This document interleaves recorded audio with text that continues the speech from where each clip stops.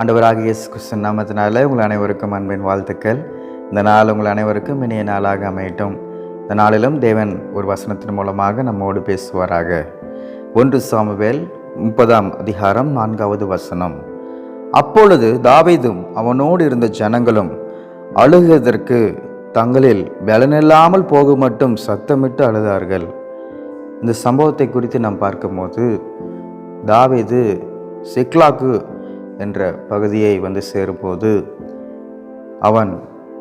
அவனோடு இருந்த மனிதர்களும் பார்க்கிறார்கள், அமலேக்கியர் தங்களுடைய ஆஸ்திகள், செல்வங்கள், பொருட்கள் மற்றும் ஸ்திரீகள், குழந்தைகள் இவர்கள் அனைவரையும் அவங்க சிறைப்பட்டு எல்லாத்தையும் கொள்ளையடிச்சுட்டு செஞ்சுட்டாங்க என்று சொல்லி பார்க்கிறோம்.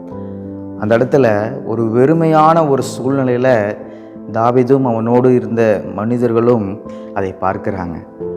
எதிரி நாட்டினர் மீண்டுமாக பார்க்கும்போது அவங்க எல்லாத்தையும் சுரண்டி சூறையடித்து சென்று விட்டார்கள் என்று சொல்லி பார்க்கும்போது அவர்கள் பலனில்லாமல் போகும் மட்டும் அவர்கள் கர்த்தரிடத்தில் அழுதார்கள் என்று சொல்லி பார்க்கிறோம். பார்த்தீங்களா, அழுகத்திற்கு தங்களில் பலனில்லாமல் போக மட்டும் சத்தமிட்டு அழுதார்கள். நம்முடைய வாழ்க்கையிலையும் இது மாதிரி நம்முடைய அனுபவத்தில், நம்முடைய வாழ்க்கையில் நாம் பல காரியங்களை நாம் இழக்க நேரிடலாம். நம்முடைய ஜீவியத்தில் பல காரியங்களை சத்துரு என்ன பண்ணியிருக்கலாம், அவன் சிறைப்பிடித்து போகிற மாதிரி நம்முடைய சந்தோஷத்தையும் நிம்மதியும் மகிழ்ச்சியும், நம்முடைய பிள்ளைகளுடைய வாழ்க்கையில் இருக்கிற அந்த ஆசீர்வாதத்தையும் உயர்வுகளையும் பல நேரங்களில் சத்துருவானவன் அவன் என்ன பண்ணியிருக்கலாம், அவன் சிறைப்பிடித்து போன அனுபவம் காணப்பட்டிருக்கலாம். இது மாதிரி சூழ்நிலையில் செய்வதறியாது நாம் தெரிக்கும் போது மனுஷனை நம்புவதை பார்க்கிலும் நாம் தேவனை என்ன பண்ணணும், அதிகமாக சார்ந்து கொள்ளணும். நம்ம நல்லா இருக்கும்போது கடவுளை தேற்றுக்கிறத விட நாம் பலவீனமாக இருக்கும்போது, நாம் ரொம்ப வீக்காக ஃபீல் பண்ணும் போது கடவுளை நம்ம என்ன பண்ணணும் நினச்சி பார்க்கணும். அந்த இடத்துல நாம் சத்தமிட்டு நம்ம அழுவ வேண்டும். நம்முடைய வாழ்க்கையில் இருக்கிற பிரச்சனைகளெல்லாம் நாம் பார்க்கும்போது, சூழ்நிலைகளை பார்க்கும்போது நம்ம என்ன பண்ணிடக்கூடாது, நம்ம யாரோக்கிட்ட அந்த கஷ்டத்தை நான் சொல்கிறேன், இந்த நபர்கிட்ட சொன்னால் அது ஆறுதலாக இருக்கும், இந்த சகோதரிக்கிட்ட சொன்னால் பரவாயில்ல என் பிரச்சனையை, இந்த சகோதரத்தை சொன்னால் அந்த பிரச்சனை பரவாயில்ல, இதுக்கு ஒரு தீர்வு கிடச்சிரும்னு சொல்லி நம்ம நினைக்கலாம். அவங்களாம் என்ன சொல்லுவாங்க, பார்த்துக்கலாம் அப்படின்னு சொல்லுவாங்க. ஒரு சிலவர் என்ன பண்ணுவாங்க, நம்ம முன்னாடி ஒன்று பேசிட்டு பின்னாடி ஒன்று பேசுவாங்க. நம்முடைய கஷ்ட நேரத்தில் நம்மோடு கை கொடுக்குறவர் ஆண்டவராக இயேசு கிறிஸ்து மாத்திரமே என்று சொல்லி நாம் பார்க்கிறோம். அவன் நமக்கு உதவி செய்கிற தேவனாக இருக்கிறார். அப்படி அவன் மன்றாடி அந்த இடத்துல இருக்கும்போது தாவீதுக்கு தேவன் மீண்டுமாக அவர் பலனை தருகிறார். அவன் தேவனுடைய சமூகத்தில் அவன் தன்னைத்தானே திடப்படுத்தி கொண்டான் என்று சொல்லி பார்க்கிறோம். அப்போ அவனுடைய சமூகத்தில் அழும்போது அது வீக்னஸை காட்டல, அவன் அந்த சூழ்நிலையில் கூட கர்த்தரை எக்காலத்தில் நான் சோத்திருப்பேன் அப்படின்னு சொன்ன அந்த வார்த்தைக்கு இணங்க அவன் துன்பமான நேரத்திலும் அவன் கர்த்தரை நோக்கி கூப்பிடும் போது தேவன் அவனை திடப்படுத்தி மீண்டுமாக அந்த வசனத்தில் நாம் பிற்பாடு பார்க்கும் போது தாவீது மீண்டுமாக எந்த காரியங்களாம் அமலேக்கியர் சிறைப்படுத்தி சென்றார்களோ அதை மீண்டுமாக அவன் திருப்ப பெற்றுக்கொண்டான் என்று சொல்லி பார்க்கிறோம். பார்த்தீங்களா, இது எப்படி முடிஞ்சது? அவன் அந்த பிரச்சனையை பார்த்துட்டு சோர்ந்து போய் உட்காந்துருந்தா முடிஞ்சிருக்குமா? இல்லை மற்றவங்கிட்ட அதை சொல்லிட்டு தெரிஞ்சிருந்தா முடிஞ்சிருக்குமா? இல்லை, அவன் அழுதான். தேவனுடைய சமூகத்தில் அன்னாளை போல நாம் ஊற்றப்படும் போது, நம்முடைய அழுகையை கண்ணீரை நாம் சிந்தும் போது அவர் துருத்தியில் அவர் ஏற்றுக்கிற தேவனாக இருக்கிறார். அதுக்கேற்ற பலனை நம்முடைய வாழ்க்கையில் துரிதமாய் செய்கிற தகப்பனாக இருக்கிறார். அதனால் இன்னைக்கு ஒரு தீர்மானம் எடுங்க.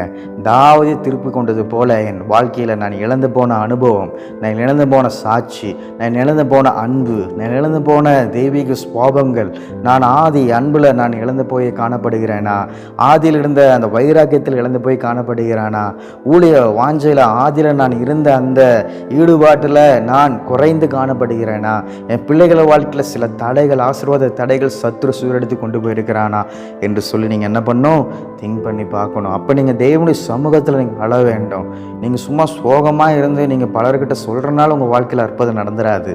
நீங்கள் சோகமான ஒரு ஸ்டேட்டஸ் வைக்கிறனால உங்கள் வாழ்க்கையில் அற்புதம் நடந்துடாது.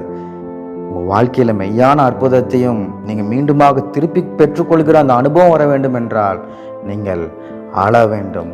எப்படி அளவணும்? தேவனுடைய சமூகத்தில், ஆண்டவரே நீர் மீண்டுமாக நான் இழந்த ஆசீர்வாதங்கள், ஆண்டவரே, என் துன்பத்தை கண்ட நாட்களுக்கு பதிலாக நீ சந்தோஷத்தை தாங்க, ரெட்டிப்பாய் தாங்கப்பா. வசனம் சொல்லியிருக்கிறது அல்லவா, அன்னைக்கு செய்த தேவன் இன்னைக்கு செய்ய உண்மையுள்ள தகப்பனாக இருக்கிறீர் என்று சொல்லி நீங்கள் ஜெபத்தில் போராடி செபிக்கணும், அழுது செபிக்கணும். நீங்கள் அப்படி செபிக்கும் போது நீங்கள் மீண்டுமாக திருப்பி பெற்றுக்கொள்வீர்கள் என்று சொல்லி வசனம் சொல்லுகிறது. ஆனால் இன்னைக்கு ஒரு தீர்மானம் எடுங்க. பிரச்சனையை பார்த்து சோர்ந்து போகாதீங்க. துன்ப வேலைகளில் நீங்கள் உடைந்து போக தேவையில்லை. இழந்து போனதை தேவன் திரும்ப உங்கள் வாழ்க்கையில் அவர் தருவார். நம் ஜெயிப்போமா? எங்களை மிகவும் அன்பாக நேசிக்கிற அன்பின் பரலோக தேவனே, இந்த ஆசீர்வதிக்கப்பட்ட காலை வேளையிலும் ஆண்டவரை நாங்கள் பார்க்கிறோம். தாவீது ஆண்டவரை இழந்து போன காரியத்தை மீண்டுமாக அவர் பெற்றுக்கொண்டார் என்று சொல்லி பார்க்கிறோம். மீண்டுமாக தொடர்ந்து வசனங்களை பார்க்கும்போது அவன் வெகுமதியாக தன்னுடைய சிநேகிதர்களுக்கும் அவன் பொக்கிஷங்களையும் பொருட்களையும் தந்தார் என்று சொல்லி பார்க்கிறோம். ஆண்டவரே, அவர் இழந்து போன காரியத்தை அனைத்து நீர் தந்தீர், மீட்டெடுக்க உதவி செய்தீர். அதே போல் எங்கள் வாழ்க்கையில் ஆண்டவரே, நாங்கள் இழந்து போன அமலேக்கியரான சத்துரு ஆண்டவரே, எத்தனையோ காரியங்களை எங்கள் வாழ்க்கையில் ஆண்டவரே கொள்ளையடித்து சென்றிருக்கலாம், எத்தனையோ காரியங்கள் ஆண்டவரே அவன் எடுத்து சென்றிருக்கலாம் எங்கள் வாழ்க்கையில். ஆண்டவரே, இது மாதிரி சூழ்நிலையில் நடுவில் நாங்கள் காணப்படுகிறோமா? ஆண்டவரே, இந்த சூழ்நிலையில் நீர் எங்களுக்கு உதவி செய்யுங்கப்பா. நாங்கள் இன்னும் உங்களுடைய பாதத்தண்டையில் கிட்டி சேரணும்ப்பா. உன்னாண்டவரே நாங்கள் அழுது பெற்றுக்கொள்ளணும் ஆண்டவரே. உன்னாண்டவரே நாங்கள் ஊற்றி போட வேண்டும் ஆண்டவரே. எங்கள் இதய கடினங்களை எல்லாம் மாற்றி போடுங்க, எங்களுடைய நிர்விசாரத்தை எல்லாம் மாற்றி போடுங்க.